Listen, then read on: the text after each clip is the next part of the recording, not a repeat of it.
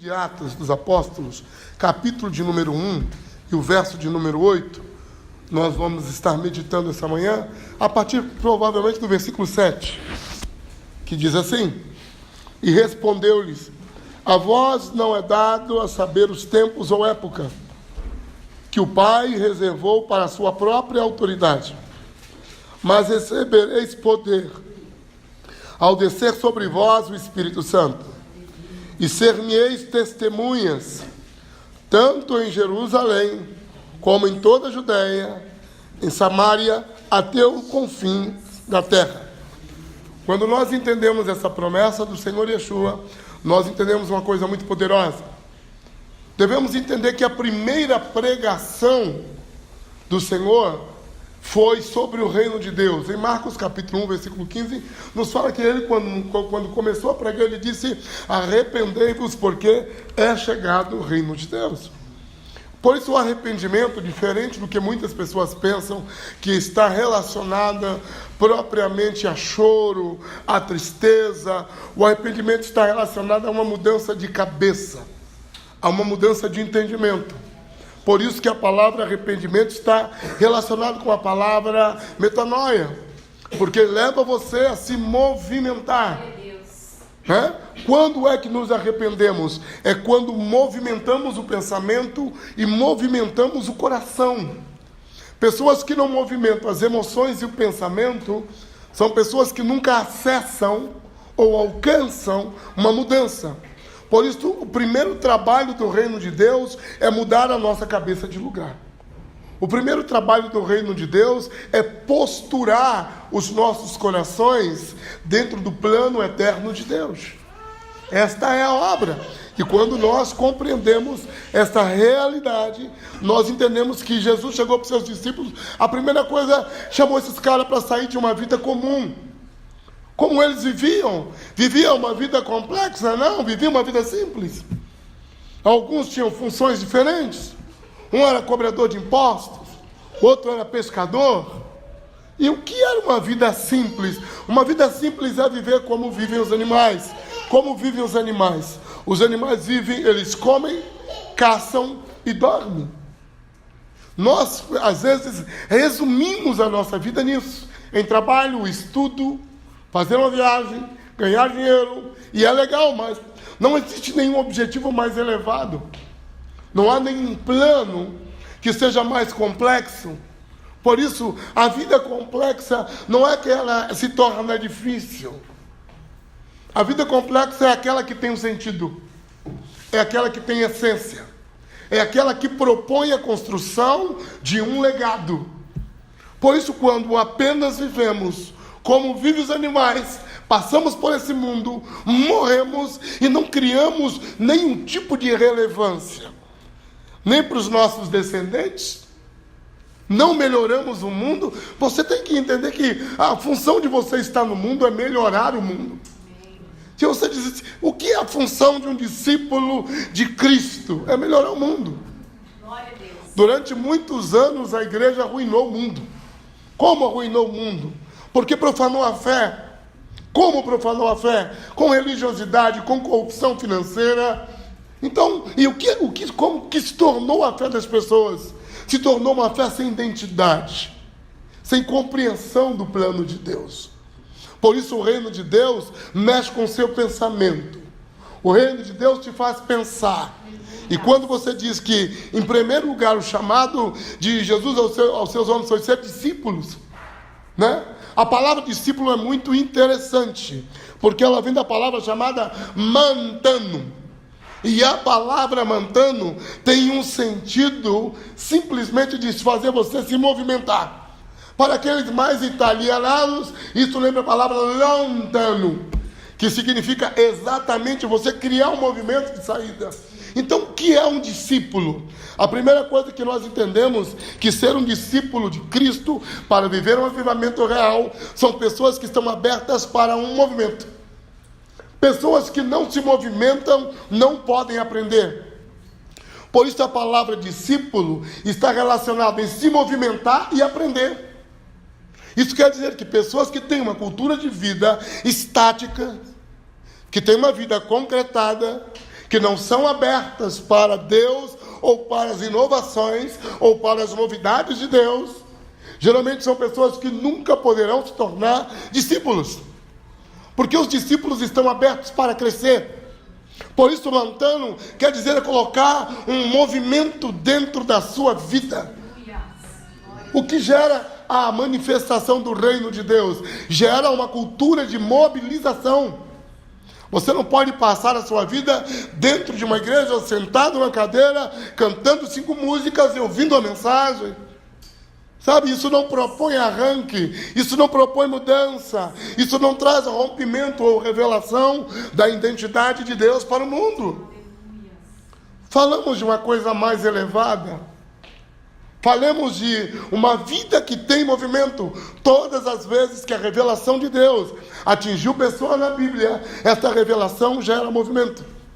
Então Deus chega para um Abraão e diz: cara, sai da onde você está, sai do que você pensa, sai de sua família. Deus chega para Moisés e diz: Moisés, saia do Egito, leva o povo. Sempre, toda vez que Deus desafia pessoas, as movimentações estão presentes. Por isso, quando falamos de uma realidade de discípulo, vamos lá, o que é ser um discípulo? É estar aberto. Qual era a loucura de Jesus? Pegava um cara que estava no banquinho cobrando impostos e dizia para ele: cara, deixa tudo e vem comigo. Pegava o outro que estava lavando a rede. Sabe como ele faz isso? Ele corrobora a sua existência e potencializa o seu valor, mostrando que o que você faz não é tudo que você é. Você entendeu? O que você faz não é tudo que você é. Pedro não era apenas um pescador, era um apóstolo. Mateus não era apenas um cobrador de impostos, não, era um apóstolo. Diga isso para o seu irmão: você é mais do que você faz. Isso você tem que entender na sua vida. Você não pode deixar a sua ocupação profissional limitar a expansão interna que você tem. Sabe qual é o grande problema? A religião deixa as pessoas tercas. E não vou falar uma palavra grotesca. Eu gosto muito de um termo em espanhol que é educado, desinteligente. Para a gente no Brasil é burro, né? É desinteligente. É tecnicamente educado e eticamente, bem posicionado. E porque você não pode entender que Deus está dentro dessas paredes, Deus está em você. E a maior bobagem é a gente pensar que Deus não está dentro da igreja, Deus está dentro das pessoas. E o negócio de Deus é reconciliar o mundo com Ele. E o mundo não cabe dentro de uma igreja, não cabe dentro de um prédio, mas cabe dentro de Deus. Por isso, qual é o movimento que estamos aprendendo como discípulos? A primeira coisa é romper a cabeça. Um rompe-cabeça, o que quer dizer? É mudar a visão que eu tenho do Evangelho. É mudar a visão que eu tenho do amor de Deus. É mudar a visão que eu tenho da minha vida como filho de Deus. É mudar a visão de eu não posso mais viver tradicionalmente ancorado. Porque a Bíblia diz que a verdade ela se renova. Então a Bíblia fala sobre a verdade presente. Pedro escreve sobre isso. Você pode viver uma verdade velha que você conheceu há 20 anos atrás, ou 40 anos atrás. Ou você ainda fala a mesma língua estranha de 50 anos atrás. E a sua língua estranha já está fora de moda no céu. Nem se fala mais isso lá. E você ainda está por aqui, muito, muito sediado num velho padrão. Por isso, o primeiro desafio de Yeshua com os discípulos, vocês, qual é o meu primeiro passo? O que ele falou? Saia de uma vida simples. Aleluia. Sua vida precisa ser mais profunda. Glória a Deus. Querem isso? Amém. Tem certeza? Amém. E o primeiro encontro deles é com uma verdade que te liberta e te constrói. Então, como eu me torno discípulo? A primeira coisa é a verdade. Por isso, conhecereis a verdade, e a verdade vos libertará. E se o Filho vos libertar, verdadeiramente sereis livres. A palavra verdade é a palavra aletheia. E é uma coisa muito interessante, porque essa palavra fala sobre uma coisa que te libera e te constrói. Então, o impacto do discipulado é o encontro da verdade. Eu acabo descobrindo, chegando à verdade do que eu sou. Ou seja, você descobre o impostor que existe dentro da sua fé. Você descobre a mentira que existe na tua música, na tua oração, na tua adoração, na tua santidade. Sabe? E você vai ver que você não ama tanto a Deus assim. Que você não é tão espiritual. Que você não é tão bonzinho. A verdade te coloca em uma capacidade de transparência diante de Deus. E pasme você que o que Deus mais ama na sua vida é a transparência. Você não convence Deus por estar nesse lugar como um anjo, não. Você convence a Deus quando você deixa a vida da verdade operar em você. E a verdade é a palavra, e a palavra é o Espírito. Então, nós trabalhamos como Espírito da verdade. O Espírito da verdade é o Espírito Santo. E qual é a função do Espírito da verdade? É desmontar toda estrutura de mentiras dentro de nós. Então, quando encontramos um chamado ao discipulado, temos o impacto da verdade. E as nossas estruturas de engano, naturalmente, vão sendo quebradas. Porque o Espírito da verdade faz seu serviço. Então, a primeira coisa, os discípulos encontraram uma verdade que libertava eles e movimentava suas vidas para o novo. Não basta dizer, encontrei a verdade. Segunda coisa, o que vivia um discípulo era uma cultura de renúncia. Sabe o que fazia o Senhor? Encontrava ele e dizia, cara, a sua vida é uma droga. Deixa tudo aí que você está fazendo e segue-me. Ele falou Jesus falou uma coisa muito linda em Lucas 14, que ele disse que aquele que não aborrecer a sua própria vida. E é interessante como é que você vai aborrecer a sua vida. Como é que você vai ferir a sua vida? Quando você coloca um propósito maior, quando você sai das linhas naturais de pensamentos, então você começa a criar um aborrecimento. A palavra aborrecer está relacionado com a movimentação de ser diferente, com aquilo que sai fora do padrão e fora da caixa.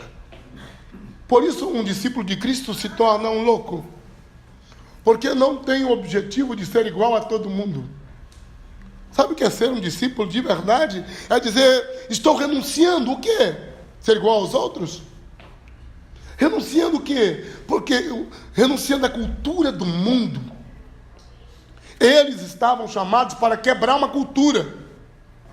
Sabe qual é o sentido da tua fé? Quebrar a cultura errada estabelecida. Cara, se a sua família não é nada diferente da família de um ímpio que não ama a Deus, que não teme a Deus, e, cara, você não entendeu. Você não conseguiu abandonar a velha vida.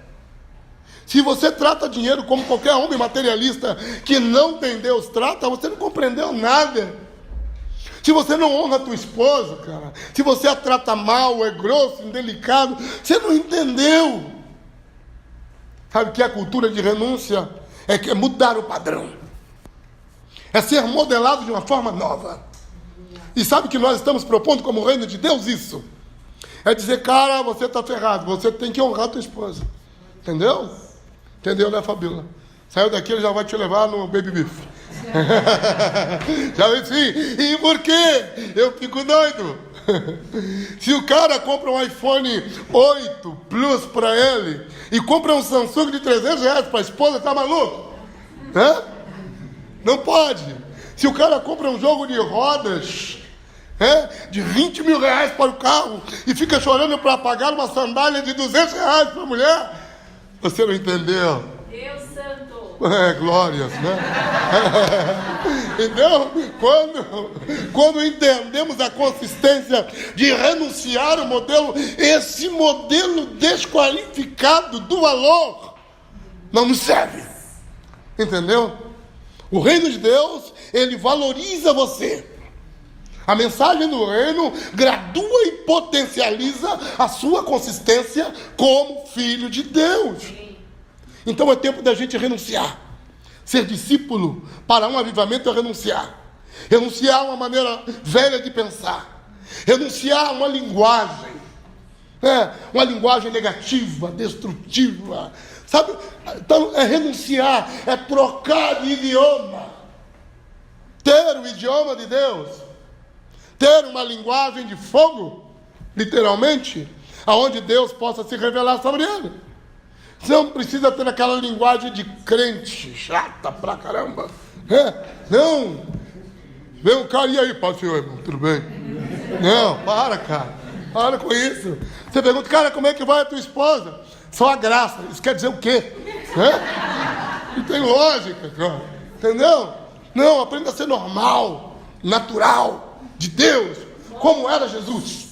Ele era assim, espontâneo, doido, normal, e isso chocava, porque ele renunciava a ser igual aos demais. Não quero ser. Não seja taxado de evangélico, cara. Então precisamos em nossas vidas reposicionar os nossos conceitos como discípulos.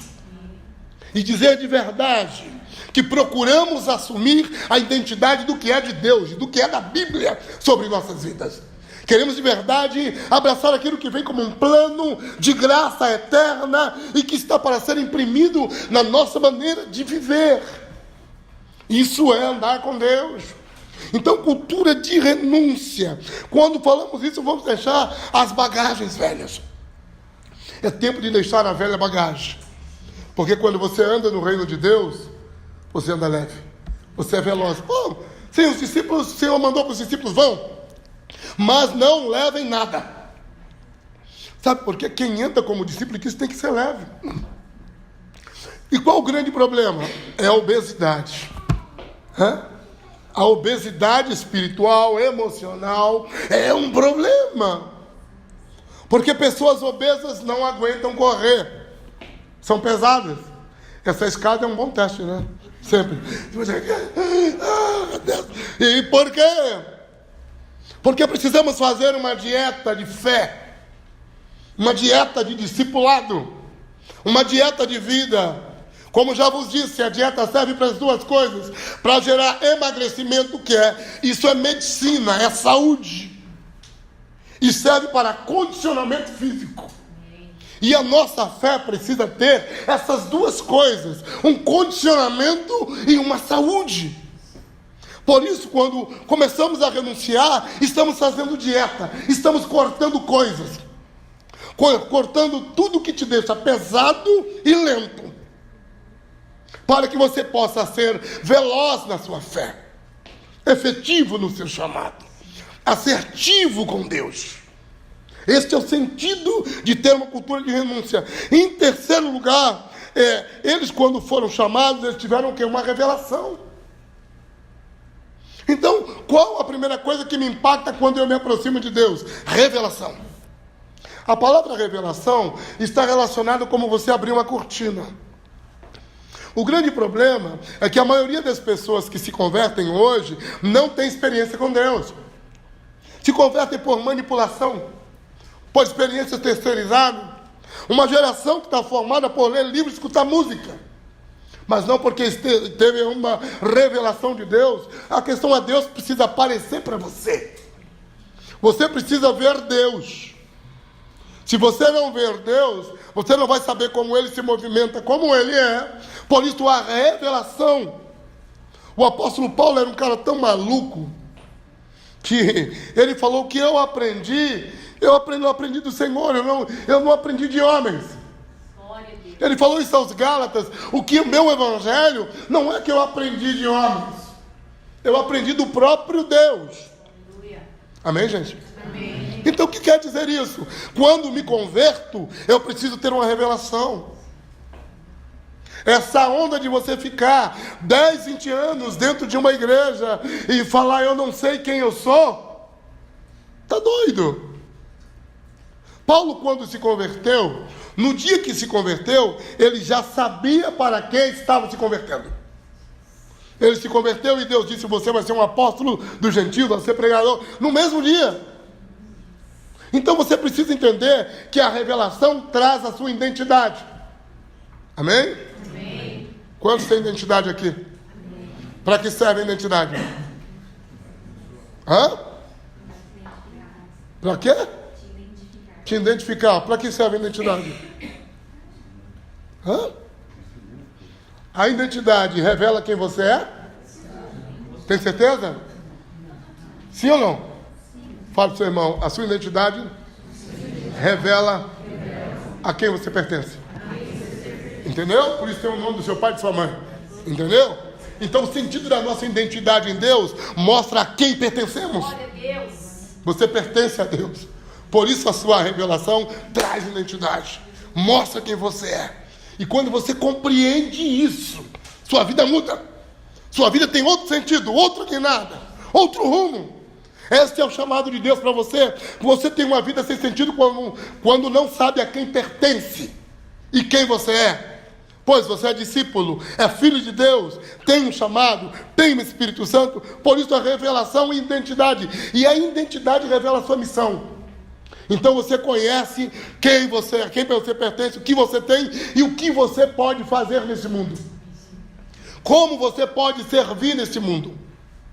Como você pode mudar as coisas neste mundo. Este é o sentido. A primeira palavra, discípulo, mandando.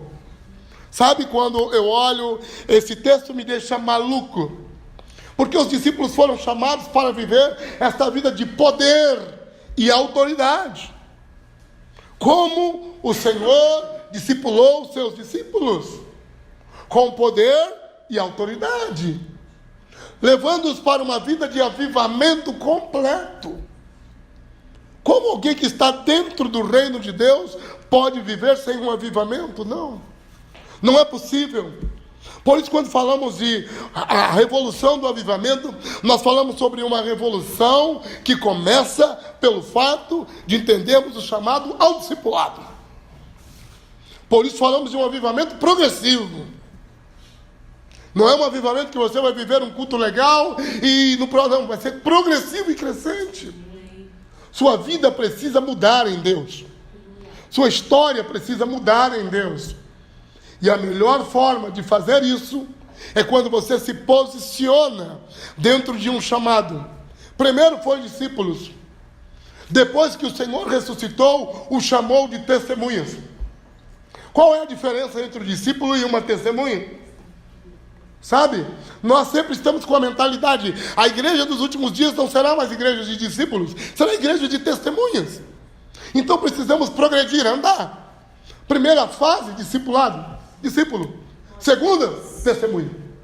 E a palavra testemunha é a palavra martus. A palavra martus é interessante porque te lembra de mártires. Martírio. O que é isso? Alguém que tem a capacidade de dar uma vida pela verdade. Alguém que tem a capacidade de sacrificar a sua vida por uma mensagem, por uma missão, por uma ideia, por um pensamento, por uma atitude. O que é um mártir? É aquele que sacrifica a sua própria vida. Então, o que é uma testemunha? A única coisa que vamos entender é que as testemunhas têm, por natureza, um espírito de fidelidade. Como assim? É por isso que, quando você vai numa audiência, um juiz procura uma fiel testemunha. Entendeu? O que faz uma testemunha? Corrobora a verdade. A função da testemunha é corroborar a verdade. Então, quando você diz, eu sou testemunha de Cristo, ou sou testemunha de Jeová, o que você faz? Você corrobora um fato, corrobora uma verdade. Este é o sentido quando a Bíblia diz que nós seríamos testemunhas. Quer dizer, as testemunhas não podem ser falsas, porque precisa ter um espírito de integridade. Amém, gente? Quantos querem ser testemunha de Cristo aqui? Ok? Então precisamos crescer em fidelidade e integridade. Para que a gente possa se tornar uma fiel testemunha. Quando falamos sobre isso, o Senhor está dizendo, vocês serão testemunhas de coisas loucas e sobrenaturais. E por quê? O Senhor estava falando 40 dias depois que Ele ressuscitou com esses caras. E não estava falando coisas leves. Estava falando coisas poderosas. Por isso, eu gostaria que você parasse para entender a palavra que, de verdade, o próprio Deus tem para a sua vida como um testemunha. Testemunha é aquela que vê, que assiste. Sabe o que acontece nessa esfera do Evangelho? Os nossos olhos são abertos para ver. E para ver coisas sobrenaturais. Amém? Paulo disse, gente, eu vi coisas que não tenho palavra para dizer. são indizíveis. Paulo dizia que não existia palavras neste mundo para conseguir expressar o que ele enxergou. E você acha que ele foi louco? Você não viu João? João, para mim, um cara fantástico. De vez em quando eu vou orar, tem uns moços que têm problema com drogas, pedem para orar, e falam: ei, pastor, você não sabe, eu fiz uma viagem muito louca. Eu disse: cara, você é muito fraco, velho.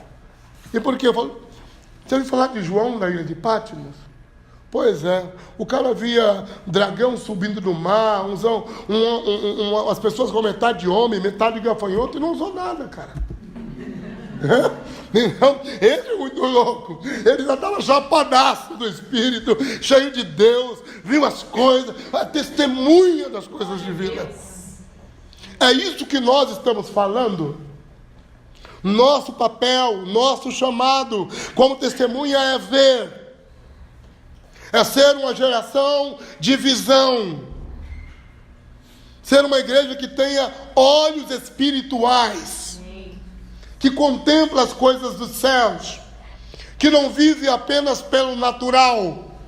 Ou testemunha o material. Consegue testemunhar coisas sobrenaturais. Por isso eu quero que a gente possa, nesse tempo, se posturar dentro desse chamado para um avivamento real.